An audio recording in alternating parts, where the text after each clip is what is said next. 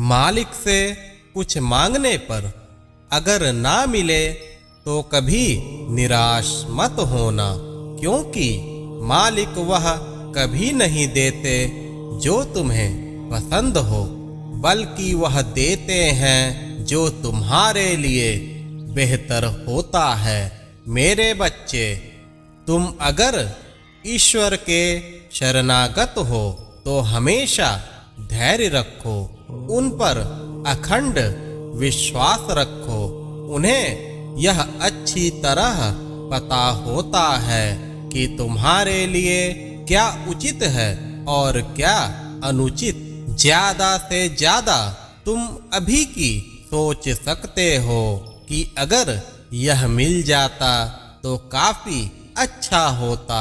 इस चीज के प्राप्त होने से मेरा तो जीवन ही बदल जाता, लेकिन तुम्हारी सोच इतनी वृहद कभी नहीं हो सकती कि तुम अपने भविष्य में होने वाली घटनाओं को अच्छी तरह जान सको।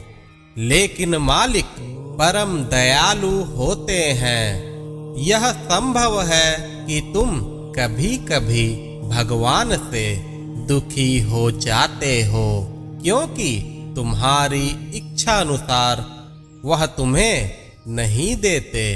लेकिन यह हमेशा स्मरण रहे कि मालिक अति दयालु होते हैं। उनकी योजनाओं का तुम्हें कदापि ज्ञान नहीं होता।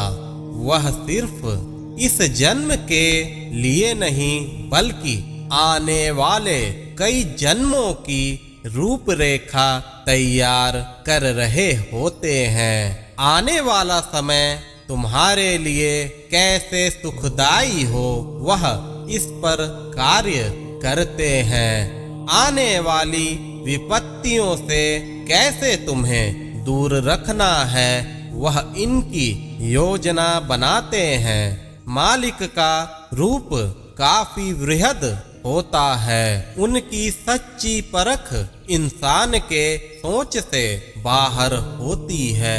इतना अवश्य याद रखना, अगर मालिक ने तुम्हें अपनी शरण में लिया है और सच्चे मन से तुमने उनकी उपासना की है, तो तुम्हारा अहित कभी हो ही नहीं सकता।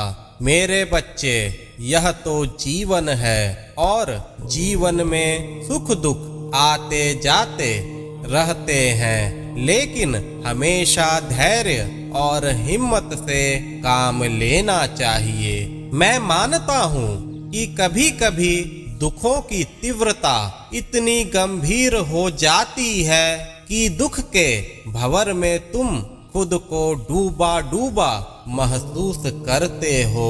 तुम्हें ऐसा एहसास होने लगता है कि अब कुछ भी बचा नहीं है। लेकिन इतना अवश्य याद रखना, कठिन से कठिन समय में ही तुम्हारी भक्ति की परीक्षा होती है। तुम मालिक के प्रति कितनी अधिक निष्ठा रखते हो, इस दुख के समय ही इसकी पहचान होती है। जो भक्त अत्यंत दुख में भी मालिक का साथ नहीं छोड़ता, मालिक उनका जीवन ही बदल देते हैं। मालिक के एक इशारे पर उनके जीवन में भरपूर खुशियों की सौगात आती है। उनकी भक्ति इतनी ज्यादा परिपक्व हो जाती है कि अत्यंत सुख में भी वो सुखी नहीं होते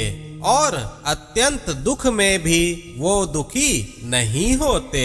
उन्हें मालिक से अभिन्नता प्राप्त हो जाती है। ऐसे भक्तों के मालिक भी दास बन जाते हैं। अपनी भक्ति को कभी भी कमजोर ना समझो। भक्ति में ऐसी शक्ति होती है जो तुम्हारे जन्मों जन्मों के कष्टों को समाप्त कर सकता है। श्रद्धा के साथ साथ हमेशा सबूरी बनाए रखो मेरे बच्चे। हमेशा खुश रहो। मेरा आशीर्वाद तुम्हारे साथ है।